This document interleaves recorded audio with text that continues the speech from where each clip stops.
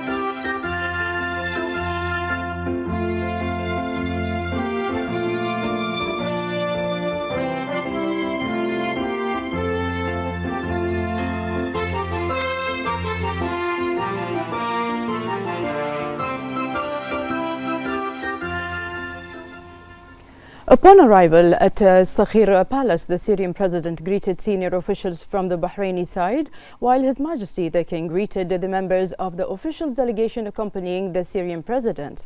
His Majesty the King welcomed the Syrian president, wishing him success in achieving the hopes and aspirations of the Syrian people. The president expressed gratitude and appreciation to His Majesty for the generous hospitality and warm reception, as well as Bahrain's position towards Syria and its people. The two sides reviewed aspects of the bilateral relations and opportunities to enhance them in various domains, in addition to discussing developments in regional affairs and the efforts being made in this regard.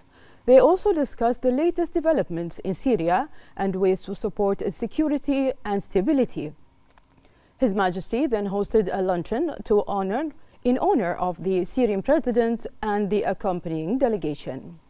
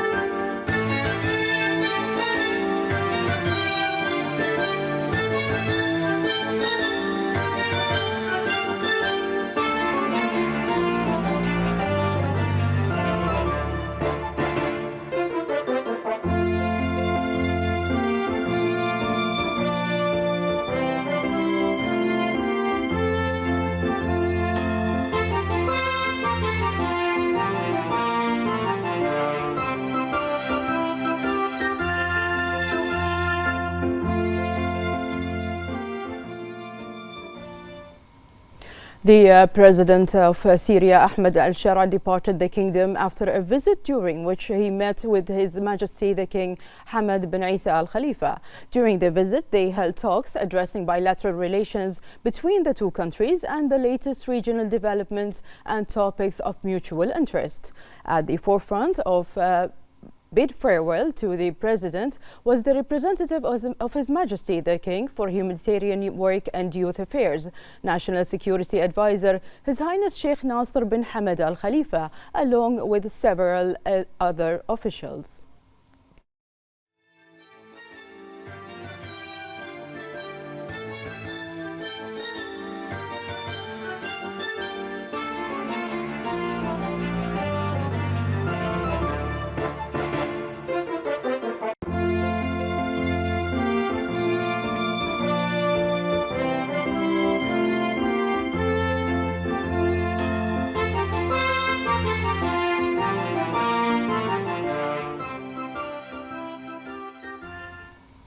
Meanwhile, the president of Syria, Ahmed al-Shara, arrived in Bahrain for a visit during which he will meet with His Majesty King Hamad bin Isa Al Khalifa. The representative of His Majesty the King for Humanitarian Work and Youth Affairs National Security Advisor, His Highness Sheikh Nasser bin Hamad Al Khalifa, led the official reception for the Syrian president and his accompanying delegation. Upon their arrival, the president greeted senior Bahraini officials at the airport before proceeding with His Highness Sheikh Nasser to Sakhir Palace.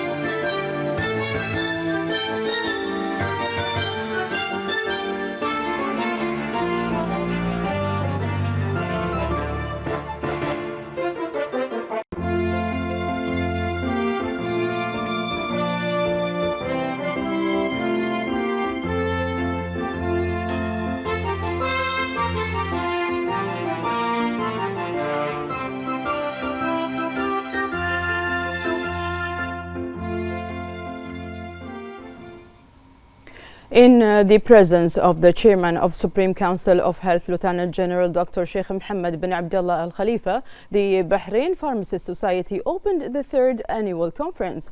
He emphasized Bahrain's priority to enhance and support medical staff to deliver top quality healthcare through its integrated system.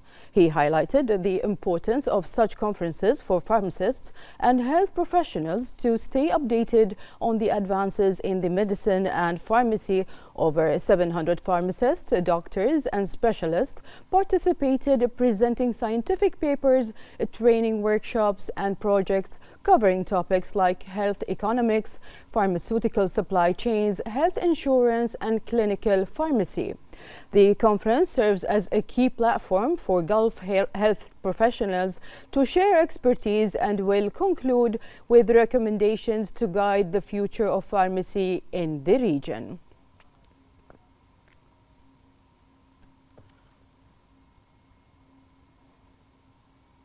Bahrain's pavilion won the Golden Lion Award in the National Participation category at the 19th International Architecture Exhibition in Venice Biennale. The award was received by the chairman of the Bahrain Authority for Culture and Antiquities, Sheikh Khalifa bin Ahmed bin Abdullah Al Khalifa, where he stressed that the pavilion presents thematic solution in line with the theme of the current edition. Very excited now to read the jury motivation for the Golden Lion to the Kingdom of Bahrain. The pavilion offers viable proposals for extreme heat conditions. As the designers explain in their text, architecture must address the dual challenges of environmental resilience and sustainability, and that's so deeply connected, of course, to the topics of Carlos' biennial.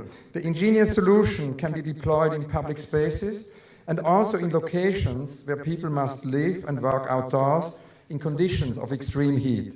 The pavilion uses traditional methods of passive cooling, typical of the region, and also reminiscent of wind towers and shaded courtyards. Please give a very, very big round of applause to Sheikh Khalifa Al Khalifa, Andrea Faraguna, Noura Al Sayeh, Holtrop, and Batul Ashaka.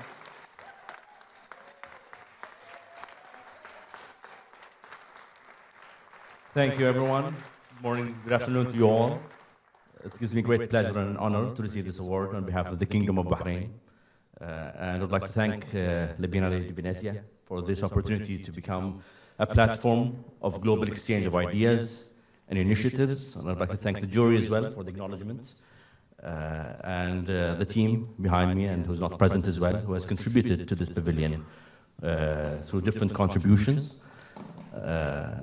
As Hans has expressed, the theme of the pavilion, heat wave, is a very relevant subject, not just to Bahrain, but on a global scale. I think the term heat wave is a very common term that we hear in the media, in news, even amongst our conversations at home. It is a stress to our urban centers, to our rural communities. And the pavilion aimed at addressing those issues through an innovative technique, which I'm sure the curator will have a chance to elaborate a bit more on. And again, allow me to thank you all for giving us this opportunity to be on this platform and for this kind acknowledgement. Thank you. Andrea.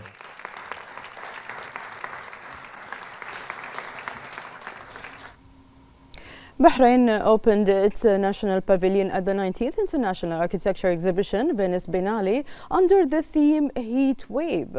This participation represents an extension of the kingdom's journey, highlighting its architectural vision in facing environmental and social challenges.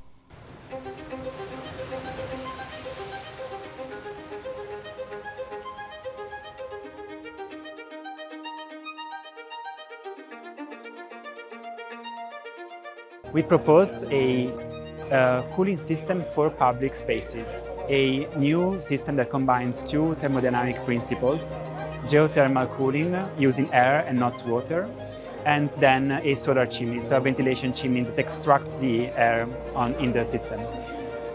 So the principle is the following, that we could implant this, what you see here in the space is a mock-up, is a simulation, but it could work in reality, implanting it in an urban context or, for instance, in construction site in Bahrain or around the Gulf region, in order to alleviate for the workers working there the long shifts at very high temperatures.